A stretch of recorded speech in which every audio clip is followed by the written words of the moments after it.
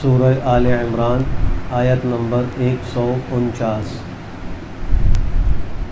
اعوذ باللہ من الشیطان الرجیم، بسم اللہ الرحمن الرحیم۔ یا ایہا الذین آمنوا ان تطیعوا الذین کفروا یردوکم علی اعقابکم فتنقلبوا خاسرین۔ گزشتہ آیات میں غزوہ احد کے حوالے سے کچھ باتیں ذکر کی گئی تھیں۔ مسلمانوں کو ظاہری طور پر کچھ ہزیمت کا سامنا کرنا پڑا تھا، اور اس کے اسباب کو بھی اللہ سبحانہ وتعالیٰ نے ذکر فرما دیا۔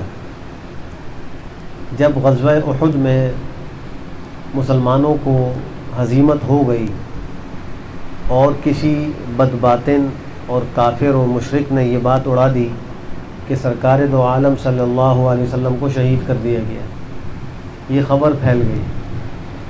حالانکہ آپ زخمی ہوئے تھے، اور حضرت مصعب بن عمیر رضی اللہ تعالی عنہ جو آپ کے بہت زیادہ مشابہ تھے ظاہری شکل و صورت میں، وہ شہید ہوئے تھے۔ کسی نے ان کو دیکھ کر یہ خبر اڑا دی کہ نعوذ باللہ آپ صلی اللہ علیہ وسلم شہید ہو گئے۔ اس خبر کو سن کر صحابہ کرام کے اوسان ختم ہو گئے۔ چونکہ وہ پیغمبر کے سچے عاشق تھے تو ان کو ایسا محسوس ہوا گویا ان کے اندر سے کسی نے جان نکال دی۔ بہت سے صحابہ اپنے پیروں پر کھڑے رہنے کے قابل نہیں رہے، گھٹنوں کے بل گر گئے، اور کچھ نے یہ کہا کہ جب اللہ کا نبی ہی ہمارے درمیان میں نہیں رہا تو ہم یہاں کیا جنگ کریں گے، واپس چلتے ہیں۔ اس موقع پر منافقین کو جو کچھ ان میں سے موجود تھے، مسلمانوں کا تماشا دیکھنے کے لیے رہ گئے تھے، اکثر تو واپس چلے گئے تھے، انہوں نے یہ کہنا شروع کیا کہ جب پیغمبر بھی نہیں رہے اور تم شکست بھی کھا گئے ہو تو کیوں نہ سابقہ دین کی طرف واپس لوٹ جاؤ، جھگڑا ہی ختم ہو جائے گا۔ یہ جھگڑا اس وجہ سے ہو رہا ہے کہ تم ایک نیا دین لے کر آئے ہو، اگر تم پرانے دین کی طرف لوٹ جاؤ تو جھگڑا ختم ہو جائے گا۔ اس پر اللہ نے آیت نازل فرما دی اور یہ ارشاد فرمایا کہ جو بدباطن اور منافق اور کافر لوگ ہیں، یہ کبھی بھی نہیں چاہتے کہ مسلمان دین اسلام پر قائم رہیں۔ کبھی کبھی وہ صراحتاً کہہ دیتے ہیں جب ان کو موقع ملتا ہے کہ تم اسلام کو چھوڑ دو اور سابق دین کو اختیار کر لو، ورنہ اشارے اور کنائے میں اور حالات کو اختیار کر کے مسلمانوں کے لیے کوشش کرتے رہتے ہیں کہ کسی طریقے سے وہ اپنے دین سے دور ہو جائیں، اور یہ کوشش آج بھی جاری ہے۔ جیسے اس زمانے میں تھی، آج بھی ایسے ہی ہے۔ بہت سے کفار صراحتاً کہہ دیتے ہیں کہ اسلام تو شدت پسندی کا دین ہے، نعوذ باللہ، اس میں تو دہشت گردی سکھائی جاتی ہے، اس قسم کی باتیں زبان سے کہہ دیتے ہیں۔ اور بہت سے ایسے ہیں کہ وہ صراحت سے تو نہیں کہتے، لیکن ایسی باتیں کرتے ہیں کہ جس سے دین اسلام سے لوگ متنفر ہو جائیں۔ تو فرمایا کہ اے ایمان والو، ان تطیعوا، اگر تم کہنا مانو گے الذین کفروا، کافروں کا، تو اس کا نتیجہ کیا ہوگا؟ یردوکم علی اعقابکم، وہ تم کو الٹے پاؤں لوٹا دیں گے، وہ تمہیں کافر بنا کر دوبارہ کفر و شرک کی طرف لوٹا دیں گے۔ فتنقلبوا خاسرین، پھر تم خسارہ اٹھا کر پلٹو گے۔ اگر تم نے کافروں کی بات مان لی تو اس کا انجام یہی ہوگا کہ وہ تم کو اسلام سے دوبارہ پھیر کر کافر بنا دیں گے، اور تم خسارہ اور نقصان اٹھا کر واپس جاؤ گے۔ لہذا تم ان کی بات نہ مانو۔ اور خود سرکار دو عالم صلی اللہ علیہ وسلم کو ایک موقع پہ اللہ نے صاف صاف ارشاد فرمایا، وَإِن تُطِعْ أَكْثَرَ مَنْ فِي الْأَرْضِ يُضِلُّوكَ عَنْ سَبِيلِ اللَّهِ، کہ اے نبی، اگر آپ زمین پہ رہنے والے اکثر لوگوں کی بات مانیں گے تو یہ آپ کو اللہ کے راستے سے گمراہ کر دیں گے۔ یہ پیغمبر کو اللہ نے ارشاد فرمایا، حالانکہ آپ صلی اللہ علیہ وسلم سے تو یہ متوقع ہی نہیں تھا، تصور ہی نہیں تھا کہ آپ اللہ کے دشمنوں کی اطاعت کریں گے، لیکن ان کو بات سنا کر قیامت تک آنے والی ساری امت کو سنانا اور تنبیہ کرنا مقصود ہے کہ دیکھو، اگر تم زمین پہ رہنے والے اکثر لوگوں کی بات مانو گے تو وہ تم کو اللہ کے راستے سے ہٹا دیں گے، گمراہ کر دیں گے۔ آج اکثر لوگ اسلام کے خلاف باتیں کرتے ہیں، صحابہ کرام کے خلاف باتیں کرتے ہیں، لیکن کیا ان کی وجہ سے ہم حق کو چھوڑ دیں گے، ہم اسلام سے بچھڑ جائیں گے؟ یہ ایک مسلمان کے لیے ممکن نہیں ہے۔ بل اللہ مولاکم وہو خیر الناصرین، بلکہ اللہ تمہارا مولا ہے اور وہ سب مدد کرنے والوں میں سب سے بہتر مدد کرنے والا ہے۔ اب یہاں پر ایک سوال یہ پیدا ہوگا کہ جب اللہ سب سے بہتر مدد کرنے والا ہے تو پھر مسلمانوں کو ظاہری ہزیمت کیوں ہوئی؟ اللہ کی مدد کے بعد تو پھر کوئی آدمی مسلمانوں کو شکست نہیں دے سکتا، ان کو ہرا نہیں سکتا۔ تو اس کا جواب یہ ہے کہ اللہ کی مدد ایک شرط کے ساتھ تھی، اور وہ شرط یہ ہے کہ تم اللہ کے نبی کی کامل پیروی کرو گے۔ اور غزوہ احد کے موقع پر کچھ حضرات سے یہ غلطی ہوئی کہ وہ اس پہاڑی مورچے کو چھوڑ کر نیچے آ گئے، لہذا اللہ کی مدد کا جو وعدہ تھا وہ شرط کے ساتھ تھا، اگر وہ شرط پوری ہو جاتی تو مدد ہوتی۔ جب تک وہ اوپر قائم رہے کفار نے شکست کھاتے رہے، اور 22 کے قریب ان کے سرداران غزوہ احد میں بھی شروع میں تہتے ہوئے، اور مسلمانوں کا پلڑا بھاری ہو چکا تھا، کافر پیٹ پھیر کر بھاگ چکے تھے۔ لیکن جب غنیمت جمع کرنا شروع ہوئے تو اوپر کے حضرات نے آپس میں کچھ اختلاف کر لیا، 11 لوگ اوپر رہ گئے اور بقیہ نیچے آ گئے تاکہ ہم بھی مال غنیمت جمع کرنے میں شریک ہو جائیں۔ تو شروع میں تو اللہ نے فتح دکھا دی تھی جب تک وہ صحیح اس شرط پر قائم رہے، جب اس شرط میں کچھ کمی ہوئی تو پھر 5 سال جنگ کا پلٹ گیا اور پھر ہزیمت کا نقصان اٹھانا پڑا۔ سنلقی فی قلوب الذین کفروا الرعب بما اشرکوا باللہ ما لم ينزل به سلطانا ومأواہم النار وبئس مثوى الظالمین۔ اللہ فرما رہے ہیں کہ ان قریب ہم کافروں کے دلوں میں رعب اور ہیبت ڈال دیں گے، اور اللہ نے ایسے ہی کر دیا۔ ابو سفیان جو اس وقت مسلمان نہیں ہوئے تھے، وہ کافروں کی قیادت کر رہے تھے۔ جب وہ جنگ کے میدان سے واپس جانے لگے تو انہوں نے ایک جگہ کھڑے ہو کر زور سے اعلان کیا، کیا اس قوم میں، ان لوگوں میں اللہ کا نبی زندہ ہے؟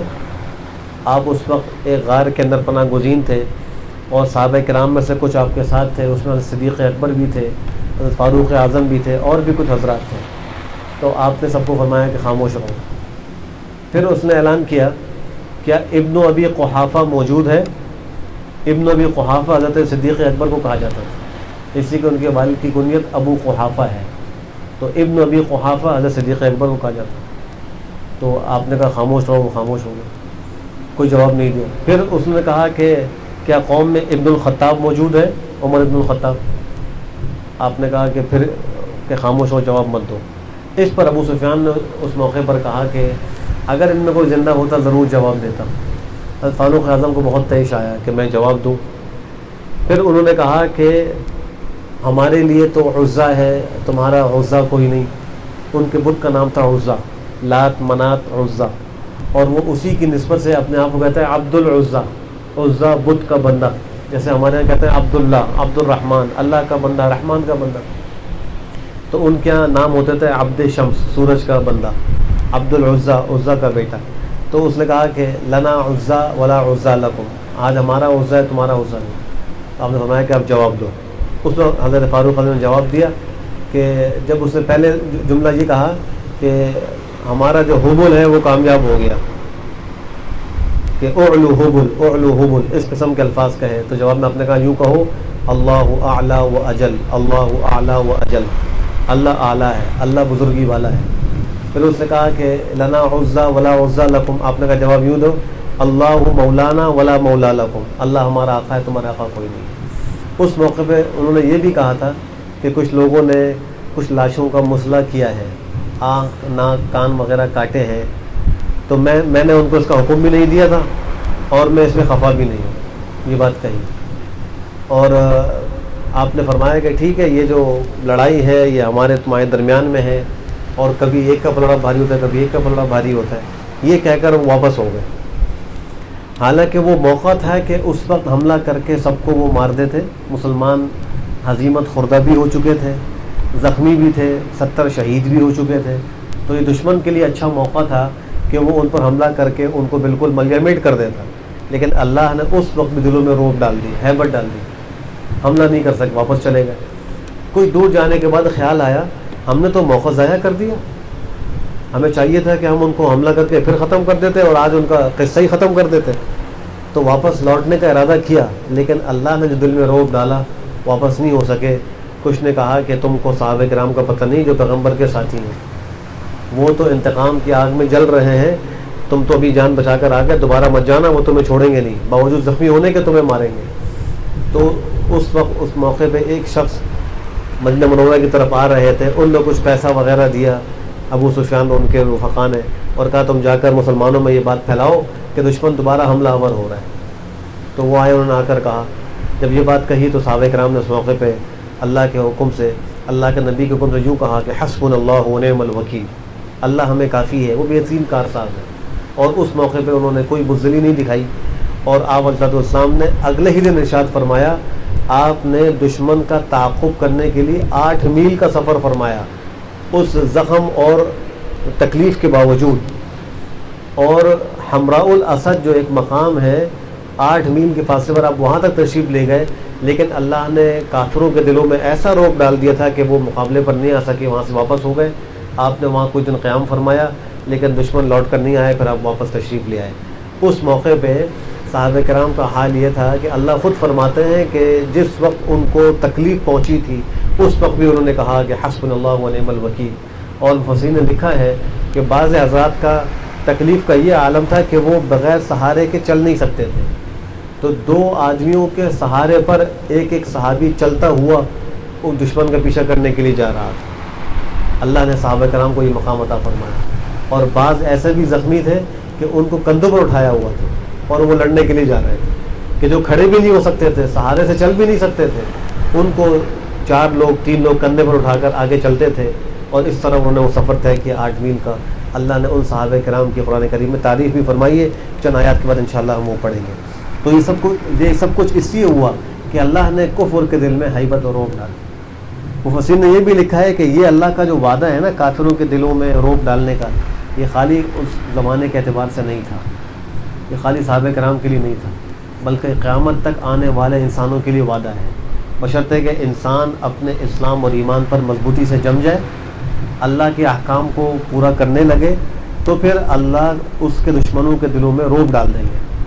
جب مسلمان کمزور ہوتا ہے دشمن طاقتور ہو جاتا ہے، پھر دشمن جو ہے وہ مسلمانوں سے منعوب نہیں ہوتا، پھر وہ ان سے لڑنے کے لیے آتا ہے۔ تو اس کی ضرورت ہے کہ ہم ہر موقع پر، زندگی کے ہر لمحے میں، ہر موڑ پر شریعت کے احکام کی تابعداری کریں، اللہ کے حکم کی تابعداری کریں۔ تو فرمایا عنقریب ہم ڈال دیں گے کافروں کے دلوں میں رعب۔ اور اس رعب ڈالنے کی وجہ کیا ہے؟ بما اشرکوا باللہ، اس وجہ سے کہ انہوں نے اللہ کے ساتھ شریک کیا، ماں ایسی چیزوں کو لم ينزل بھی سلطانہ کہ اللہ نے اس کے بارے میں کوئی دلیل نازل نہیں کی۔ اللہ نے شرک اور کفر کے بارے میں کوئی دلیل نازل نہیں کی، انہوں نے اللہ کے ساتھ بتوں کو شریک کیا۔ یہ سبب ہے دل کے اندر رعب کے آنے کا۔ معلوم یہ ہوا کہ جب کسی کا عقیدہ کمزور ہوتا ہے تو دشمن کے دل سے اس کا خوف نکل جاتا ہے، جب عقیدہ مضبوط ہوتا ہے تو دشمن کے دل میں اس کا رعب اور خوف رہتا ہے۔ صحابہ کرام کا رعب کتنا تھا، اور آپ صلی اللہ علیہ وسلم کا رعب کتنا تھا کہ آپ نے خود فرمایا کہ اللہ نے مجھے 1 مہینے کی مسافت تک کا رعب عطا فرمایا، کہ جب کوئی دشمن میری طرف آتا ہے یا کوئی بھی شخص آتا ہے تو ابھی وہ 1 مہینے کی مسافت پر ہوتا ہے کہ اس کے دل میں میری ہیبت آ جاتی ہے۔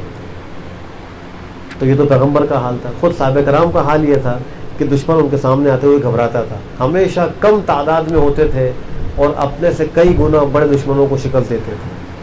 جو یہ دمشق فتح ہوا ہے اور روم کے لوگوں سے لڑائی ہوئی ہے، اس میں کل جو صحابہ کرام کی تعداد تھی وہ 30,000 تھی، 30,000، اور دشمن کی تعداد تھی 6 لاکھ۔ لیکن دشمن جو ہے وہ گھبرا رہا تھا، 6 لاکھ کی فوج 30,000 سے مقابلہ کرنے میں مرعوبیت کا شکار ہو رہی تھی۔ اور پھر انہوں نے اپنا وہ جو مقدمۃ الجیش تھا، جو آگے ایک لشکر چلتا ہے پیچھے والوں کے راحت رسانی کے لیے اور ان کو ساتھ ایک کمک پہنچانے کے لیے، تو وہ ان کا لشکر 60,000 لوگوں پر مشتمل تھا، اور وہ قبیلہ غسان جو عربوں کا ایک قبیلہ تھا اور عیسائی لوگ تھے ان پر مشتمل تھا۔ تو خالی ان کا جو مقدمۃ الجیش تھا وہ 60,000 افراد پر مشتمل تھا۔ مسلمانوں کی کل فوج جو تھی، جو اس وقت حضرت خالد بن الولید اور حضرت ابو عبیدہ بن الجراح کی قیادت میں تھی، وہ 30,000 تھی۔ جب یہ 60,000 کا لشکر سامنے آیا تو اس موقع پہ صحابہ کرام نے مشورہ کیا کہ ان سے مقابلے کے لیے کیا کیا جائے۔ تو مشورہ یہ آیا کہ پوری فوج کو نہ لڑایا جائے، یہ تو کمزوری کی علامت ہوگی، کہ ان کا تو صرف ایک چھوٹا سا لشکر ہے، ہماری کل جماعت 30,000 پر مشتمل ہے، تو ان سب کو مقابلے پہ لانا یہ تو مناسب نہیں ہے. تو اب کتنے افراد لڑنے کے لیے جائیں؟ تو حضرت خالد بن ولید نے فرمایا کہ اکیلا میں کافی ہوں 60,000 کے لیے. تو حضرت ابو عبیدہ نے فرمایا کہ اے خالد وہ 60,000 ہے تم اکیلے؟ انہوں نے فرمایا کہ اس میں مشکل کیا ہے؟ اللہ کے نبی نے فرمایا کافر بمنزلہ مردہ کے ہے، مومن بمنزلہ زندہ کے ہے. تو ایک زندہ کا 60,000 مردوں کو ذبح کرنا کیا مشکل ہے؟ میں اکیلا کافی ہوں. یہ ان کا عقیدہ تھا، یہ ان کا ایمان تھا. تو آپ نے فرمایا کہ نہیں، تم کچھ افراد کا انتخاب کرو، کچھ ساتھ لے کے جاؤ اسباب کی حد تک.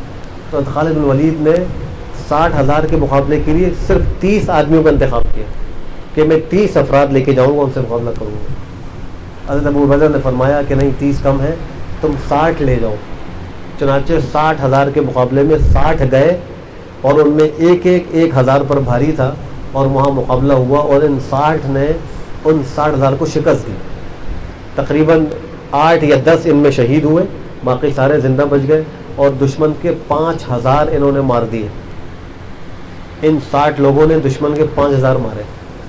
تو یہ ان کی ایمان کی مضبوطی تھی. جب وہ مضبوط ہوتا ہے تو اللہ کافروں کے دل میں رعب ڈال دیتا ہے. تو فرمایا کہ قریب ہم ڈال دیں گے کافروں کے دلوں میں رعب، اس وجہ سے کہ انہوں نے اللہ کے ساتھ شریک کیا ایسی چیزوں کو جن کے بارے میں اللہ نے کوئی دلیل نازل نہیں کی. وَمَأْوَاهُمُ النَّارُ، ان کا ٹھکانہ جہنم ہے اور وہ ظالموں کا ٹھکانہ بہت ہی برا ہے. وَبِئْسَ مَثْوَى الظَّالِمِينَ. اللہ سبحانہ وتعالی ہم سب کو ایمان کی مضبوطی اور سلامتی نصیب فرمائے. صلی اللہ علیہ وسلم. الحمد للہ رب العالمین والعاقبۃ للمتقین والصلاة والسلام على خیر خلقہ محمد وعلى آلہ وصحبہ اجمعین. اللہم ارنا الحق حقا وارزقنا اتباعہ وارنا الباطل باطلا وارزقنا اجتنابہ. ربنا آتنا فی الدنیا حسنہ وفی الآخرة حسنہ وقنا عذاب النار. ربنا هب لنا من ازواجنا وذرياتنا قرة اعین واجعلنا للمتقین اماما. ربنا لا تزغ قلوبنا بعد إذ هديتنا وهب لنا من لدنك رحمة إنك أنت الوهاب. رب ارحمهما كما ربياني صغيرا. رب ارحمهما كما ربياني صغيرا. اللهم اشفنا واشف مرضانا ومرضى المسلمين. اللهم اشفنا واشف مرضانا ومرضى المسلمين. اللهم ارحمنا وارحم موتانا وموتى المسلمين. ربنا آتنا في الدنيا حسنة وفي الآخرة حسنة وقنا عذاب النار. ربنا تقبل منا إنك أنت السميع العليم وتب علينا إنك أنت التواب الرحيم. سبحان ربك رب العزة عما يصفون وسلام على المرسلين والحمد لله رب العالمين.